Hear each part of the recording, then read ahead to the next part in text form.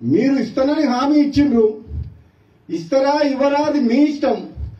అవకాశం వస్తే ఎప్పుడన్నా నేను కూడా సీనియర్ని కాబట్టి తెలంగాణ ఉద్యమంలో ఉన్నా కాబట్టి నాకంటే జూనియర్లకు నిన్న మంది వచ్చిన ఇతర పార్టీ వాళ్ళందరికి ఇచ్చారు కాబట్టి మీరు ఇచ్చిన మాట నిలబెట్టుకుంటే మీరు ఎంపీ గెలిపియమంటే గెలిపించినాం, పార్టీలకు రమ్మంటే మేము నమ్ముకొని వచ్చినాం.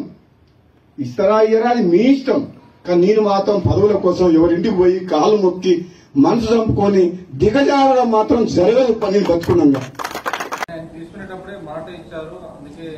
అదే ఆ విషయం నాకు తెలియదు. అప్పుడు మాట ఇచ్చిన సంగతి మామూలుగా మాట ఇయ్యారు కదా. నేను ఇప్పుడు వాళ్ళు మాట ఇచ్చి ఇస్తే సంతోషమే, ఇస్తే సంతోషపడతాం. కానీ కేంద్రంలో అల్టిమేట్గా హైకమాండ్ సీఎం గారు కూర్చొని నిర్ణయించే అంశాన్ని నన్ను అడగడం కూడా మీరు తప్పు.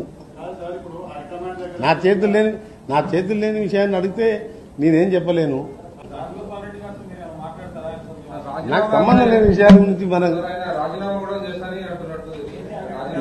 ఇవన్నీ నాకు సంబంధించిన విషయాలన్నీ నన్ను అడిగి నేను చెప్పా. నాదేంటంటే అఫీషియల్ డ్యూటీ. ఈరోజు గడ్కరీ గారు నేను అడిగినా ఇవాళ క్లియర్గా దిగజారి ప్రవర్తించేది లేదు. పదవుల కోసం, ప్రజల కోసం, ప్రాంతం కోసం ఎంత దూరమైనా చేస్తాం, ఎంత త్యాగమైనా చేస్తాం, ఎంత పోరాటమైనా చేస్తాం.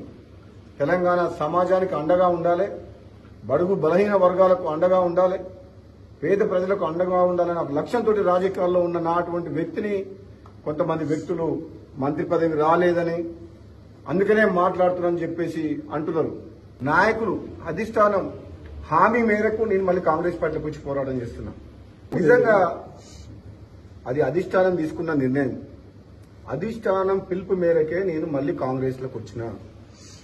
అధిష్టానం తరపున సునీల్ కనుగోలు, బట్టి విక్రమార్క గారు, మహేష్ కుమార్ గౌడ్ గారు ప్రస్తుత పిసిసి ప్రెసిడెంట్, ఆ రోజు ఇన్ఛార్జ్ జనరల్ మాణిక్రావు ఠాక్రే గారు అధిష్టానం తరపున హామీ ఇచ్చి తీసుకొచ్చిండ్రు. మీరు ఇస్తానని హామీ ఇచ్చిండ్రు. ఇస్తారా ఇవ్వరా అది మీ ఇష్టం. అవకాశం వస్తే ఎప్పుడన్నా నేను కూడా సీనియర్ని కాబట్టి తెలంగాణ ఉద్యమంలో ఉన్నా కాబట్టి నాకంటే జూనియర్లకు నిన్న మంది వచ్చిన ఇతర పార్టీ వాళ్ళందరికి ఇచ్చారు కాబట్టి మీరు ఇచ్చిన మాట నిలబెట్టుకుంటే మీరు ఎంపీ గెలిపియమంటే గెలిపించినాం, పార్టీలకు రమ్మంటే మేము నమ్ముకొని వచ్చినాం. ఇస్తారా ఇయ్యరా అది మీ ఇష్టం.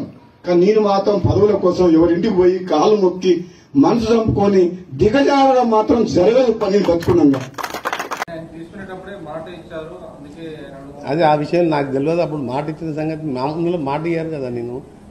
నేను ఇప్పుడు వాళ్ళు మాట ఇచ్చి ఇస్తే సంతోషమే, ఇస్తే సంతోషపడతాం. కానీ కేంద్రంలో అల్టిమేట్గా హైకమాండ్ సీఎం గారు కూర్చొని నిర్ణయించే అంశాన్ని నన్ను అడగడం కూడా మీరు తప్పు.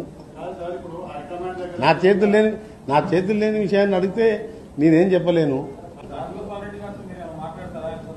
నాకు సంబంధం లేని విషయాల గురించి ఇవన్నీ నాకు సంబంధించిన విషయాలన్నీ నన్ను అడిగి నేను చెప్పా. నాదేంటంటే అఫీషియల్ డ్యూటీ. ఈరోజు గడ్కరీ గారు నేను అడిగినా ఇవాళ క్లియర్గా దిగజారి ప్రవర్తించేది లేదు. పదవుల కోసం, ప్రజల కోసం, ప్రాంతం కోసం ఎంత దూరమైనా చేస్తాం, ఎంత త్యాగమైనా చేస్తాం, ఎంత పోరాటమైనా చేస్తాం. తెలంగాణ సమాజానికి అండగా ఉండాలి, బడుగు బలహీన వర్గాలకు అండగా ఉండాలి, పేద ప్రజలకు అండగా ఉండాలని ఒక లక్ష్యంతో రాజకీయాల్లో ఉన్న నాటువంటి వ్యక్తిని కొంతమంది వ్యక్తులు మంత్రి పదవి రాలేదని అందుకనే మాట్లాడుతున్నారని చెప్పేసి అంటున్నారు. నాయకులు అధిష్టానం హామీ మేరకు నేను మళ్ళీ కాంగ్రెస్ పార్టీలోకి వచ్చి పోరాటం చేస్తున్నా. నిజంగా అది అధిష్టానం తీసుకున్న నిర్ణయం.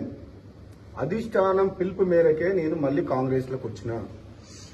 అధిష్టానం తరపున సునీల్ కనుగోలు, బట్టి విక్రమార్క గారు, మహేష్ కుమార్ గౌడ్ గారు ప్రస్తుత పిసిసి ప్రెసిడెంట్, ఆ రోజు ఇన్ఛార్జ్ జనరల్ మాణిక్రావు ఠాక్రే గారు అధిష్టానం తరపున హామీ ఇచ్చి తీసుకొచ్చిండ్రు.